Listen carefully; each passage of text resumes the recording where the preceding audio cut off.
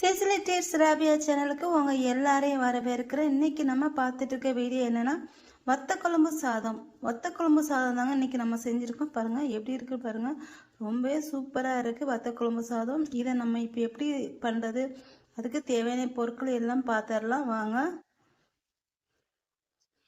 இப்போ வத்த குழம்பு சாதத்துக்கு நம்ம தேவையான பொருட்கள் பார்த்துடலாம். 100 கிராம் சின்ன வெங்காயம் எடுத்துக்கோங்க, 2 பெரிய தக்காளி எடுத்துக்கோங்க, ஒரு லெமன் சைஸ் புளி எடுத்துக்கோங்க, ஒரு பெரிய பூண்டு முழு பூண்டு எடுத்து இந்த மாதிரி தோல் எடுத்து வச்சுக்கோங்க. அடுத்து இதுக்கு மசாலா பார்க்கலாம். 1 ஸ்பூன் மல்லி, 1 ஸ்பூன் ஜீரகம், 3/4 ஸ்பூன் மிளகு, ஒரு 1/2 ஸ்பூன் கடலைப்பருப்பு, 1/2 ஸ்பூன் தோரம்பருப்பு, 5 காஞ்ச மிளகாய், ஒரு 1/4 ஸ்பூன் வெந்தயம், இதோடி சுண்ட வத்தல் ஒரு 20-25 வத்தல் எடுத்துக்காங்க. அவ்வளவுதாங்க. இப்ப இது எல்லாத்தையும் நம்ம வத்த குழம்பு சாதம் எப்படி செய்யறதுன்னு சொல்லிட்டு இப்ப நம்ம பார்க்கலாம். இப்போ இந்த மாதிரி ஒரு பாத்திரம் எடுத்துக்காங்க. இதுல நான் ஃபர்ஸ்ட் ஒவ்வொன்றும் எல்லாத்தையும் வறுத்து எடுத்துக்கலாம். முதல்ல நம்ம அந்த மசாலா எல்லாம் எடுத்து வச்சோம் பாத்தீங்களா, அது வறுத்துக்கிறேன். ஃபர்ஸ்ட் காஞ்ச மிளகாய், பருப்பு, வத்தல், மல்லி, மிளகு, வெந்தயம் எல்லாம் சேர்த்துட்டு மிதமான தீர வச்சு வறுக்கணும்.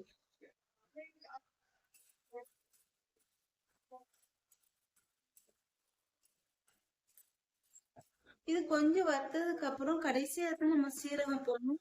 சீரகம் முதலே போட்டாதீங்க.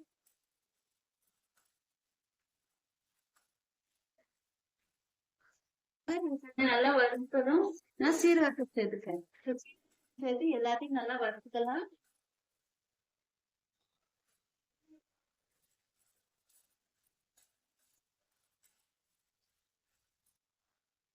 இப்ப இது எல்லாமே நல்லா வறுபட்டுச்சு. இப்ப இதை நம்ம எடுத்து ஆற வச்சு பொடி பண்ணி எடுத்து வச்சுக்கலாம். இதெல்லாம் பொடி பண்ணியாச்சு. பொடி பண்ணி எடுத்து வச்சுக்கிட்டோம். இப்ப இதுல நான் அதே மாதிரி அதே பாத்திரம் எடுத்திருக்கேன். இதுல நல்லெண்ணெய் சேர்த்துக்காங்க. நம்ம சன்ஃபிளவர் ஆயிலை விட நல்லெண்ணெய் சேர்க்கறது நல்லா இருக்கும். வத்த குழம்பும் நல்லாவும் இருக்கும். அதனால நான் நல்லெண்ணெய் எடுத்துக்கிறேன்.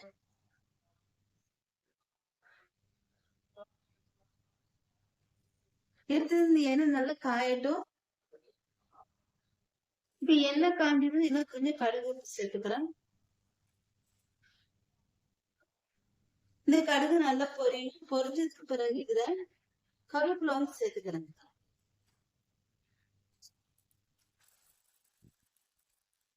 அடுத்து சின்ன வெங்காயம் சேர்த்துக்கிறேன்.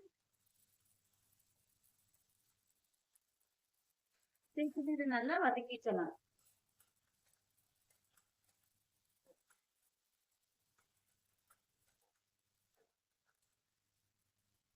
இதோட சுண்ட வத்தல் சேர்த்துக்காங்க. இது நம்ம எண்ணெயிலே சேர்த்துக்கணும். நான் மறந்துட்டேன். கொஞ்சம் எண்ணெய் இந்த வெங்காயத்துல ஒதுக்கிட்டு கொஞ்சம் நடுவில் சேர்த்துக்காங்க. சேர்த்துட்டு இப்ப இதுல எடுத்து நம்ம பூண்டு சேர்த்துக்கிறோம். இது கொஞ்சம் பொரிஞ்சதுக்கு அப்புறம் இதை பூண்டு சேர்த்துக்கிறோம். இப்ப இந்த பூண்டு நல்லா பொரிஞ்சிச்சு. இது நம்ம பூண்டு சேர்த்துக்கிறோம்.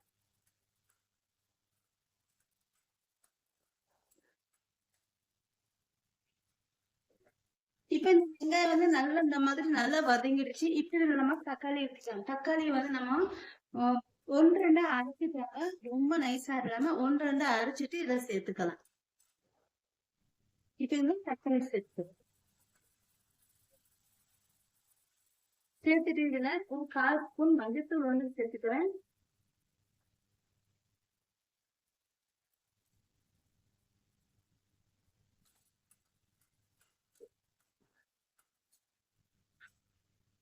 இப்ப இதுல நான் புளிக்கரசல் குதிக்கிறேன்.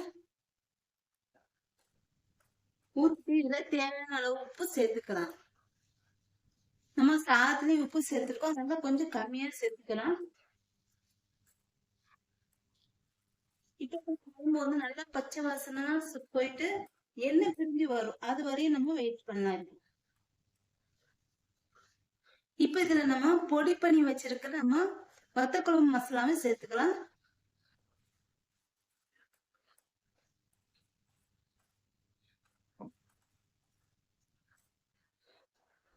குழம்பு வந்து நல்லா எண்ணெய் பிரிஞ்சு வந்துச்சு. நான் இது வந்து கொஞ்சமா மீனுக்கு வந்து குழம்பு எடுத்து வச்சுக்கிட்டேன். எடுத்து வச்சுட்டு ஒரு நாள் சாப்பிடுற மாதிரி தான் நான் வந்து இப்போ வத்த குழம்பு வந்து செய்ய போறேன்.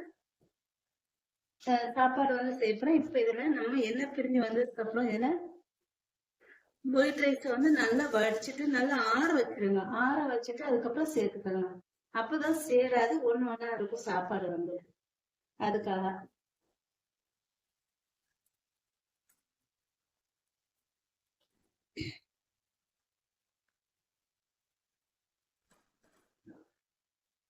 இப்ப ஸ்டவ் ஆஃப் பண்ணிக்கலாம். ஆஃப் பண்ணிட்டு நல்லா கிளறிக்குங்க.